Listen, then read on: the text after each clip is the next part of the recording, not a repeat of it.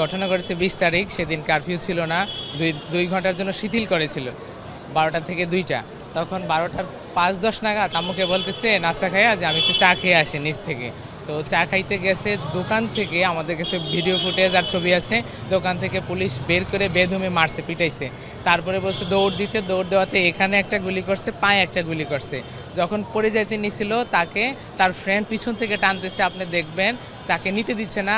সেই যে খুনিটা সে হলো যাত্রাবাড়ি থানার ওসি তদন্ত জাকির হোসেন, আর তার কমান্ড ছিল ডিসি ইকবাল, এডিসি ছিল, তারপরে এসি ছিল ওখানে।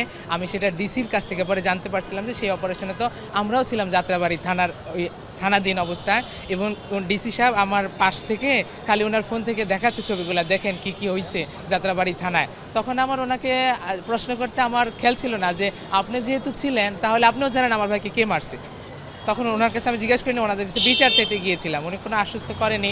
উনি বলছে পুলিশ বাদী হয়ে মামলা করবে। তো পুলিশ বাদী হয়ে মামলা করলে তো কী হয়, এর জন্য আমি ওনার ওখানেই বলে আসি তাহলে আর মামলা করার দরকার নাই। কারণ আমি ওনার চেম্বারে যাওয়ার আগেই দেখলাম আবু সাইদ ভাইকে যে মারছিল ওই ছেলেটা 16 বছরের একটা নিরহ ছেলেকে ধরে নিছে। তো আমাদেরটাও পুলিশ বাদী হলে এরকমই হবে। এর জন্য আমি বলছি কি না, তাহলে পুলিশ বাদী হলে আমরা মামলা করবো না, এতদিন স্টপ ছিলাম।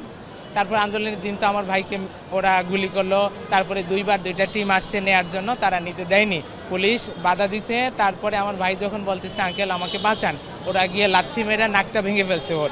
তারপরে এখানে আধা ঘন্টা 40 মিনিট ক্যাকরাই আমার ভাই মারা যাওয়ানে ঢাকা মেডিকেল নিয়ে পাঠিয়ে আসছে। তো আমি এটার বিচার চাই। সিএমএম কোর্টে কালকে আসছিলাম, কোর্টের যেই ম্যাজিস্ট্রেট 19 নম্বর কোর্টের ম্যাজিস্ট্রেট ছিল মোহাম্মদ মোহাম্মদ শাকিল আহমেদ, ওই স্যার কালকে ভরায় মজলিসে বলছে মামলাটা নিবে, ওনারা এজাহারভুক্ত করবে, কিন্তু উনি সারাদিন তালবাহানা করে এজাহারভুক্ত না করে সর্বলাস্ট উনি নেমে গেছে, বলছে এটাকে পিবিআইকে আজকে দিবে। তো আমরা পিবিআইয়ের তদন্ত চাই না, আমরা চাই এটার সুষ্ঠু বিচার। এবং খুনি এখনও আছে, সে কালকে আদালতকে প্রভাবিত করতেছে, এখনও পুলিশ প্রশাসন।